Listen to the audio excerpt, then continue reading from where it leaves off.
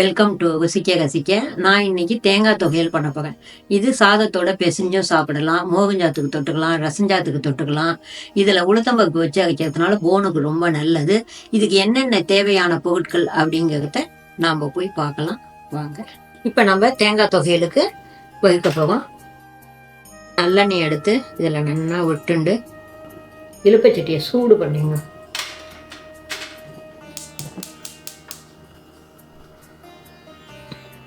இந்த எண்ணெய் சூடட்டும். அதுக்கப்புறமா நம்ம வெங்காயம், உளுத்தம்பருப்பு, மிளகாத்தூள் எல்லாத்தையும் போட்டு ஃப்ரை பண்ணிக்கலாம். நான் முன்னாடி ஒரு இதில் தொகையலில் கூட சொல்லியிருப்பேன் உங்களுக்கு, கோல்டன் ப்ரௌனில் கலந்துக்கணும்னு. அதே மாதிரியே இதுலேயும் செய்துக்கலாம் நம்ம. நான் இப்போ வெங்காய இலுப்பச்சட்டியில் பண்ணுறேன். உங்களுக்கு எந்த இலுப்பச்சட்டி இருக்கோ அதில் பண்ணிங்க நீங்கள். நான் இப்போ எண்ணெய் விட்டுருக்கேன், 2 ஸ்பூன் எண்ணெய் விட்டுருக்கேன்.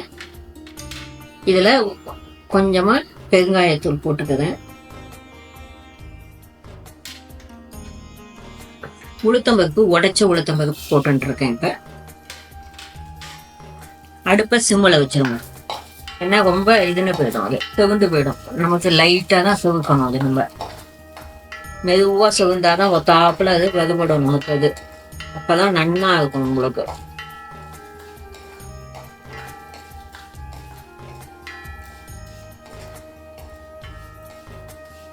இப்போ நல்லா வறுமிட்டு வருது பாருங்க, லைட்டாக சேர்த்து வருது பார்த்தீங்களா, இது மாதிரி வரும். அப்போ என்ன பண்ணணும், நம்ம இந்த 4 மிளகாயை போட்டுருவோம்.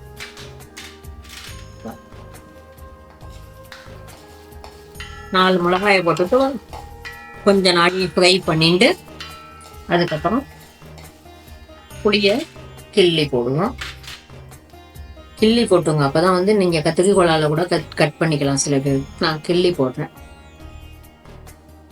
அப்போதான் கொஞ்சம் இதோட இது ரஃப்பாக இருக்கிறது கொஞ்சம் இலக்கி வரும் புளி உங்களுக்கு. இப்போ நான் அடுப்பை அணைச்சி விடுறேன். இதில் என்ன கேட்டு ஒன்று நான் இன்க்ரீடியன்ஸில் கூட சொல்ல மறந்துதான். ஆனால் இது ஒரு டிப்ஸ் மாதிரி உங்களுக்கு. இந்த கருவேப்பிலையை ஒரு 4 எடுத்து போட்டேன்னு வச்சுக்கோங்களேன், அது அவ்வளவு நல்ல வாசனையாக இருக்கும், நல்ல டேஸ்ட்டு கொடுக்கும் உங்களுக்கு இந்த தேங்காய் துவையலுக்கு. இது அப்படியே போட்டுருவோம். இப்படி ஒரு பெரட்டிட்டு இதை நம்ம ஒரு பிளேட்டில் எடுத்துக்கணும்.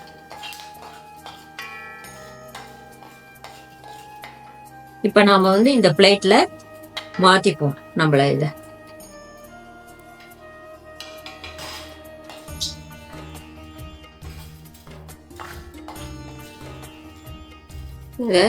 மாத்திட்டு ஆறின பிறகுதான் நாம அரைக்கணும். நாம இப்ப இது நல்லா ஆகணும். அது ஆக வச்சுட்டு இதை நம்ம மிக்சியில போடுவோம். கொஞ்சம் ஆகட்டும், ஒரு 5 நிமிஷம் ஆகணும். ஆகின பிறகுதான் இதை நம்ம யூஸ் பண்ணலாம். இப்ப இதுல உப்பு போட்டுக்கிறேன். இப்ப கொஞ்சம் ஆவி எடுத்துனோன்னா 5 நிமிஷம் ஆயிடுத்து, அதனால ஆவி எடுத்து இதுல உப்பு போட்டுப்போம். தேங்காயும் இதுல போட்டுண்டு இதை நம்ம மிக்சியில மாத்திக்கலாம். இப்ப இந்த மிக்சியில மாத்திப்போம். நம்ம எல்லாத்தையும் ஒன்னா போட்டுண்டாச்சு. நம்ம கருவேப்பிலையும் போட்டுண்டாச்சு. போட்டுட்டு இப்ப என்ன பண்ணணும் அப்படின்னு கேட்டேன்னா, கொஞ்சமா தண்ணி விட்டுருங்க. லைட்டா 2 டிராப்ஸ் விட்டுருங்க போகும். அப்பதான் உங்களுக்கு சுத்தத்துக்கு நல்லா வரும்.